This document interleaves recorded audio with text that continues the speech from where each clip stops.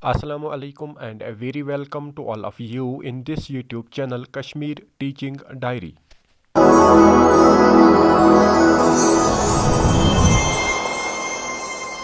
आज के टॉपिक में हमने समझना है 1848 the revolution of the liberals. ये जो हमारा आज का टॉपिक है ये सब टॉपिक है the age of the revolution is 1830s to 1848। जो से पहले वीडियो लेक्चर में हमने समझा था hunger, hardship and popular revolt, और वो जो रिवोल्ट था पॉपुलर रिवोल्ट उसे हम रिवोल्ट ऑफ द पुअर 1848 के नाम से उसे हमने समझा था। तो यही जो रिवोल्ट आता है बाय द पुअर क्लास, और ये वो क्लास होता है जिनको बहुत तरह की हार्डशिप्स को फेस करना होता था, और उसके बाद फाइनली वहां पर एक रिवोल्ट आता है जिसको हम रिवोल्ट ऑफ द पुअर 1848 के नाम से जानते हैं। आपने पहले ही पढ़ा था कि मेटरनिच ने कहा था when France sneezes rest of the Europe catches cold. तो अब ये जो पॉपुलर रिवोल्ट आया था पुअर क्लासेस के ज़रिए, ये आया था फ्रांस में, और इसका जो इम्पैक्ट है बाकी यूरोपियन बाकी नेबरिंग कंट्रीज़ पर पड़ता है। और वही हमने आज समझना है कि जो लिबरल क्लास था, जो लिबरल आइडियोलॉजी थी, जो एक नया मिडिल क्लास इमर्ज हुआ था, उनकी क्या सोच होती है और किस तरह से वो अपने स्ट्रगल को आगे ले जाने में कामयाब हो जाते हैं। आइए हम समझने की कोशिश करते हैं।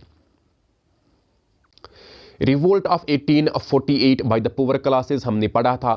अभी तक हमने समझा था the events of the February revolution 1848 जो फ्रांस में आया था by the poor classes, by the poor citizens, और बाय द जिसे हम रिवोल्ट ऑफ पुअर के नाम से भी जानते हैं।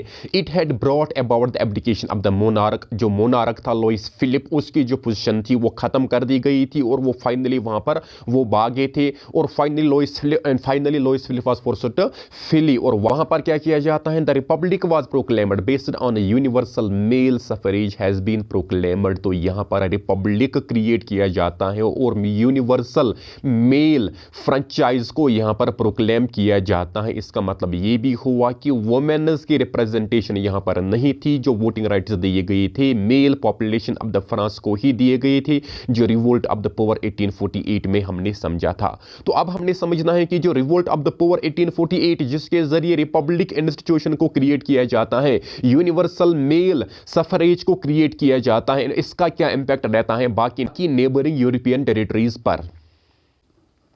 In other parts of the Europe where independent nation states did not yet exist such as Germany, Italy, Poland and Austro-Hungarian Empire। अब ये जो फरवरी रिवोल्यूशन ऑफ 1848 आता है, इसका इंपैक्ट क्या होता है कि इसके इर्द गिर्द इसके नेबरिंग में कुछ यूरोपियन टेरिटरीज थी जो अभी नेशन स्टेट नहीं बने थे, for example Germany, Italy, Poland and Austro-Hungarian empires. तो यहां पर क्या हो जाता है, and women of the liberal middle class combined their demands for constitutionalism with national unification. अब जो ये मिडिल क्लास इमर्ज हो जाता है, इसके जरिए से इनकी पूरी पॉपुलेशन कंबाइन होकर कहलाती है मिडिल क्लास, कहलाती है लिबरल क्लास, और ये अपने डिमांड्स को यहां पर राइज करते हैं। और डिमांड कॉन्स्टिट्यूशनल गवर्नमेंट होनी चाहिए, एक लिमिटेड गवर्नमेंट होनी चाहिए जिसमें एक नेशनल यूनिफिकेशन होनी चाहिए। इसका मतलब ये था कि नेशन स्टेट का कंसेप्ट जो था वो अभी इन टेरिटरीज में एब्सेंट था, लेकिन ये अब डिमांड कर रहे हैं कि जो फरवरी रिवोल्यूशन ऑफ 1848 आया था फ्रांस का, इसका इंपैक्ट यूरोपियन कंट्रीज पर पड़ता है, यूरोपियन टेरिटरीज पर पड़ता है, जो भी चाहते हैं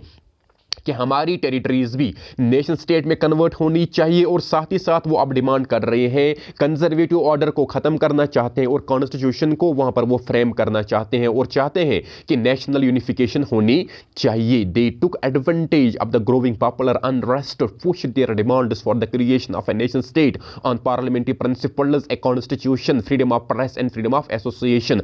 अब ये जो अनरेस्ट क्रिएट हुआ था फ्रांस के बाद बाकी टेरिटरीज में, इसका फायदा उठाते हुए ये अब डिमांड कर रहे हैं कि नेशन स्टेट बननी चाहिए, पार्लियामेंट एक पॉलिटिकल इंस्टीट्यूशन होना चाहिए, कॉन्स्टिट्यूशन फ्रेम होनी चाहिए जिस कॉन्स्टिट्यूशन के हिसाब से सिटीजन्स के पास होना चाहिए freedom of press and freedom of association. That means कि सिटीजन्स के पास ह्यूमन राइट्स होनी चाहिए, freedom of speech and expression, freedom to cast their votes, freedom to express their views freely, और कोई भी रेस्ट्रिक्शन नहीं होना चाहिए। तो अभी तक हमने इस वाले पेज पर क्या समझा कि जो रिवोल्ट ऑफ द पुअर 1848 आ जाता है, इस इसका इम्पैक्ट पड़ता है। बाकी जो नेबरिंग यूरोपियन टेरिटरीज थी जो अभी नेशन स्टेट इमर्ज नहीं हुई थी, वो भी अपनी डिमांड अब राइज करते हैं कि यहां पर कॉन्स्टिट्यूशन क्रिएट होनी चाहिए, यहां पर कॉन्स्टिट्यूशन फ्रेम होनी चाहिए with the main objective of national unification भी होनी चाहिए। सो जो ये अनरेस्ट क्रिएट किया हुआ था, जो ये अनरेस्ट क्रिएट किया गया था, जिसमें से पॉलिटिकल इम्बैलेंस थी,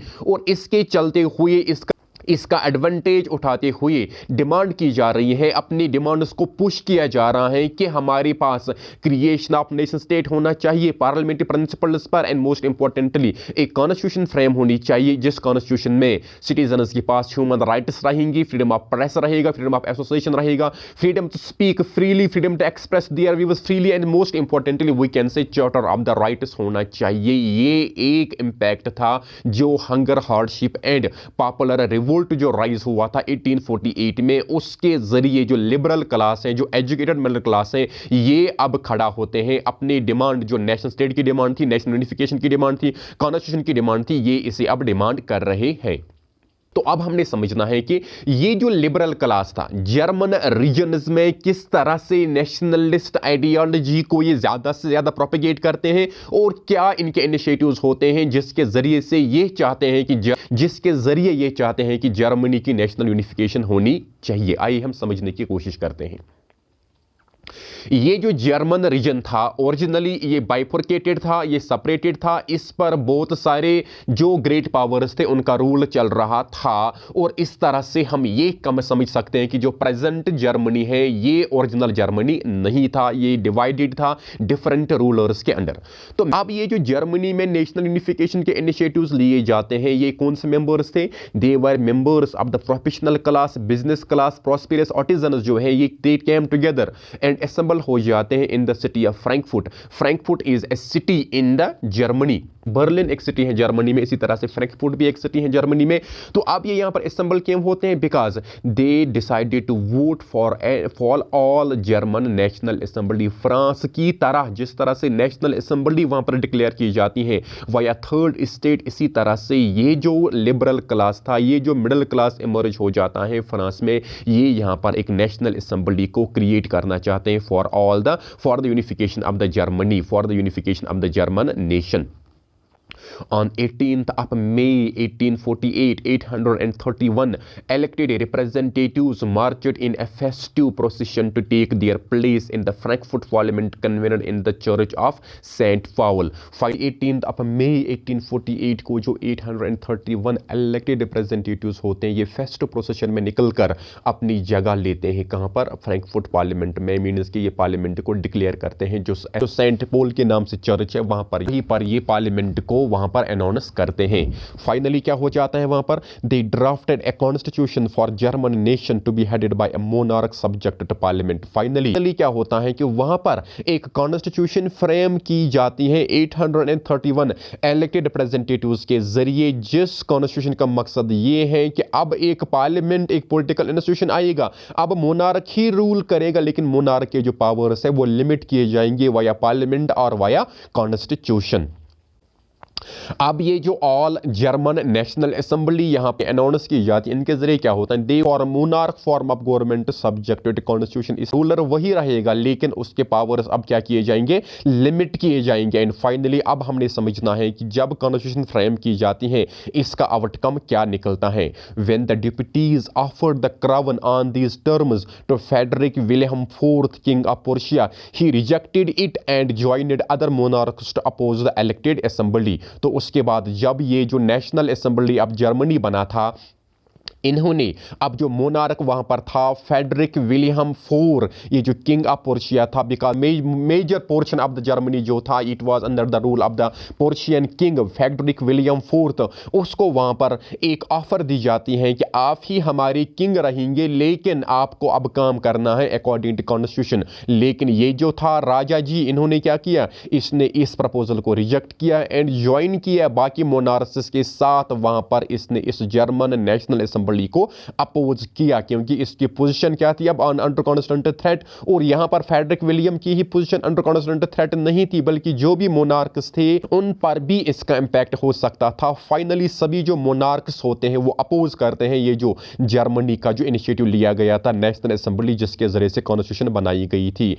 While the opposition of the aristocratic class and the military became stronger, the social base of the parliament eroded।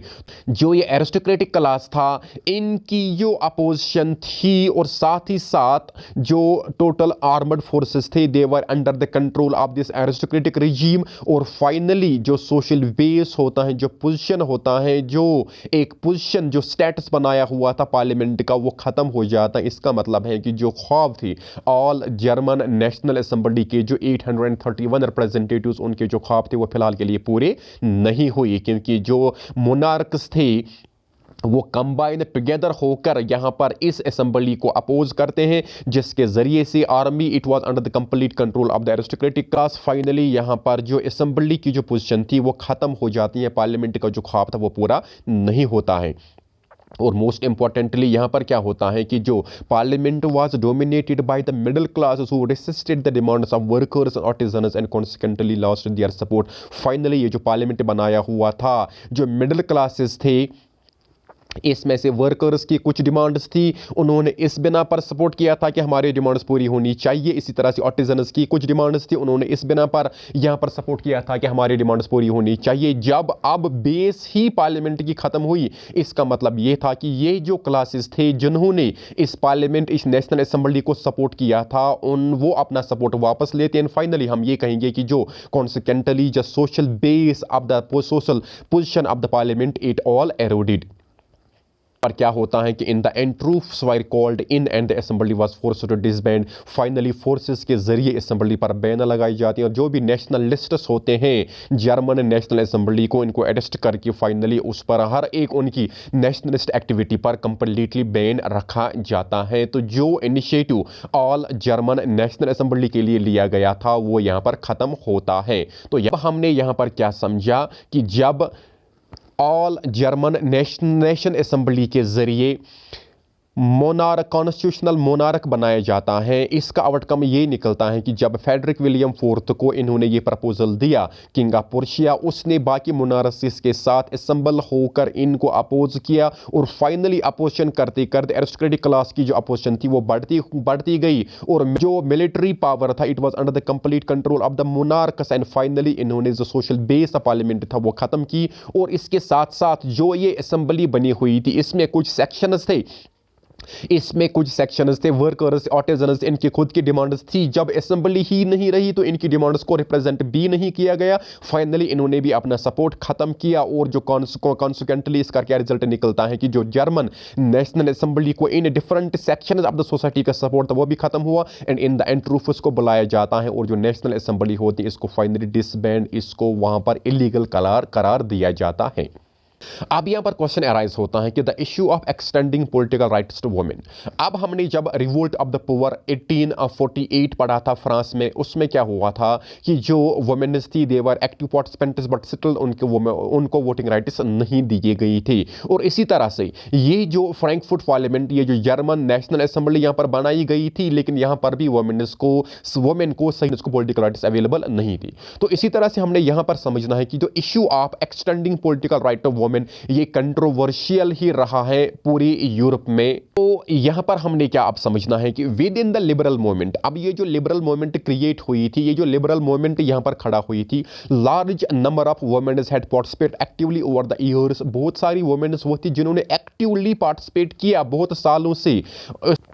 Women had formed their own political associations, formed in newspapers and taken part in political meetings and demonstrations. Women का active role था political associations में take part करना, different newspapers found किए गई थी और political meetings जो हुआ करती थी, डेमोन्स्ट्रेशंस हुआ करती थी, उनमें वुमेन एक्टिवली पार्टिसिपेट कर रहे थे। लेकिन इसके बाद भी despite this they were denied suffrage rights during the election of the assembly. लेकिन 831 इलेक्टेड रिप्रेजेंटेटिव्स थे, वहां पर सिर्फ मेल सफरेज किया गया था, वुमेन्स की जो राइट्स थे पॉलिटिकल राइट्स उनको डिनाई किया गया।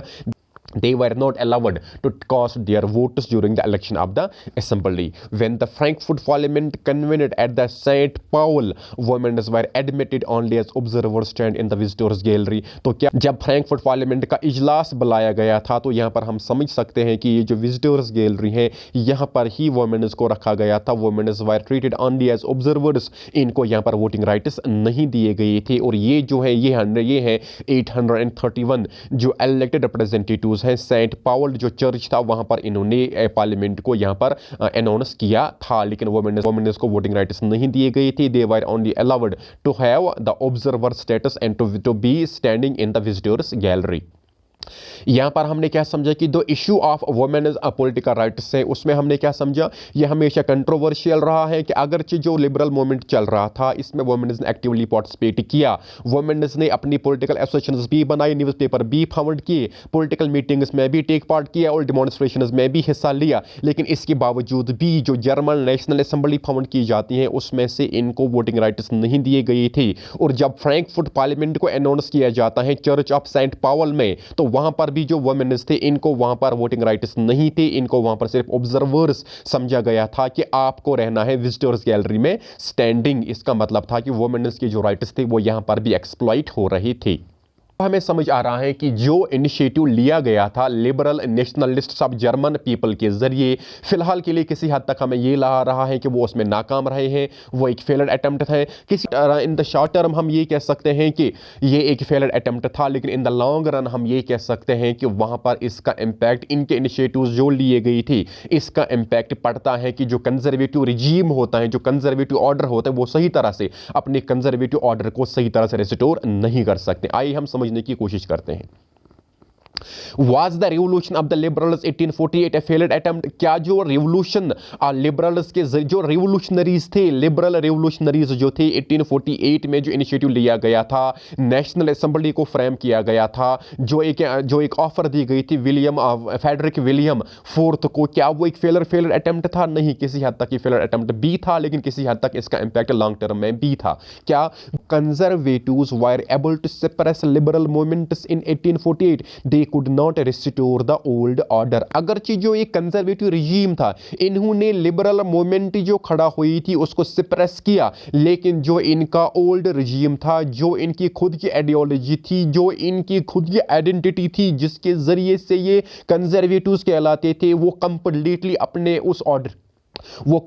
अपने इस ऑर्डर को रेस्टोर नहीं कर पाई. फॉर एग्जाम्पल क्या होता है, monarchs were beginning to realize that the cycles of revolution and repression could only be ended by granting concession to liberal nationalist revolutionaries. अब क्या हुआ था, ये जो कंजर्वेटिव रिजीम चल रहा था इन्होंने अब समझा था कि ये जो साइकिल ऑफ रिवोल्यूशन है, साइकिल ऑफ रिप्रेशन है, ये खत्म होने वाला नहीं है. इसलिए इसको किसी हद तक शांत करने के लिए इनको हमने कुछ कंसेशन देना है. किनको? ये जो लिबरल नेशनलिस्ट रिवोल्यूशनरीज हैं इनको भी हमने कुछ कंसेशन, इसका मतलब है इनको हमने कुछ पॉलिटिकल पार्टिसिपेशन देनी है, तभी मुमकिन है कि ये जो साइकिल ऑफ रिवोल्यूशन है ये खत्म हो सकता है.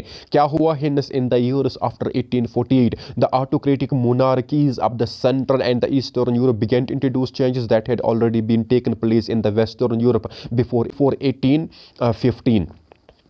तो अब क्या हुआ था, जब 1848 के बाद के जो साल थे, बाद के इसमें क्या हुआ था, जो ये ऑटोक्रेटिक मोनार्की सेंट्रल यूरोप के या ईस्टर्न यूरोप के, इन्होंने वो चेंजेस इंट्रोड्यूस करना स्टार्ट किया जो चेंजेस ऑलरेडी जो वेस्ट यूरोपियन टेरिटरीज थी उनमें लिए गई थी. क्योंकि हमने पहले ही समझा था कि वेस्टर्न यूरोपियन कंट्रीज में पॉलिटिकल डेवलपमेंट पहली आई थी, इंडस्ट्रियल डेवलपमेंट भी पहली आई थी. इसी तरह से जो वेस्ट यूरोपियन टेरिटरीज थी वहाँ पर कुछ पॉलिटिकल चेंज लाई गई थी, और उन्हीं पॉलिटिकल चेंजेस को देखते हुए ये जो ईस्टर्न एंड सेंट्रल यूरोप की टेरिटरीज थी उनमें भी मोनार्क के जरिए, उनमें जो ऑटोक्रेटिक रिजीम था, उनमें जो कंजर्वेटिव रिजीम था, उनके जरिए चेंजेस लाई जाती हैं. और ये जो लिबरल नेशनलिस्ट क्लास होता है इनको भी पॉलिटिकल राइट्स दिए जाते हैं या इनकी भी पॉलिटिकल पार्टिसिपेशन ज़रूरी समझी जाती है. तभी ये मुमकिन था कि जो सिस्टम ऑफ रिवोल्यूशन था, साइकिल ऑफ रिवोल्यूशन था, इसको किसी हद तक रोका जा सकता था. तो क्या किया जाता है, दस serfdom and bounded labour were abolished both in the Habsburg dominion and in Russia. जो सेम था, जो बाउंडेड लेबर था, जो एक प्रेवेलेंट सोशल इविल सोसाइटी का था, यूरोपियन सोसाइटी का, इसको यहाँ पर एबॉलिश किया जाता है हैब्सबर्ग डोमिनियंस में और रशिया की टेरिटरीज में भी। तो Habsburg rulers granted more autonomy to Hungarians in 1867। तो फाइनली क्या होता है कि ये जो हैब्सबर्ग रूलर्स है उसके बाद बहुत तरह की कंसेशन, बहुत तरह की इंटरनल एटोनॉमी दी जाती है हंगेरियंस को 1867 में। तो अब हमने क्या समझा कि जो revolution by the liberals of the German national assembly के जरिए लाया जाए, इसका लॉन्ग टर्म इंपैक्ट क्या रहता है कि ये जो कंजर्वेटिव रिजीम था इसको सही तरह से ये रेस्टोर नहीं कर पा रहे हैं, बल्कि in association with liberal nationalists अब ये काम कर रहे हैं। इन्होंने बहुत तरह की चेंजेस लाई, जो चेंजेस लाई गई थी वेस्ट यूरोपियन टेरिटरीज में 1850 से पहले। अब 1848 के बाद ये जो रिवोल्यूशनरी मेजर्स थे ये लिए गई थी central and the eastern European territories में। एंड मोस्ट इंपॉर्टेंटली हम ये कहेंगे कि इंटरनल एटोनॉमी ग्रांट की जाती हैं 1867 में। तो ये हमने पढ़ा आज इनिशिएटिव जो लिया गया था नेशनल यूनिफिकेशन ऑफ जर्मनी के लिए। लेकिन प्रेजेंटली हम देख रहे हैं कि Germany as a nation state, तो इसका मतलब ये भी हुआ कि जर्मनी की नेशनल यूनिफिकेशन हुई है। तो ये जो यूनिफिकेशन ऑफ जर्मनी है ये हम कंटिन्यू कर रहे हैं दूसरे वीडियो लेक्चर में। टिल देन स्टे ब्लेस्ड, अल्लाह हाफिज, फी अमानिल्लाह।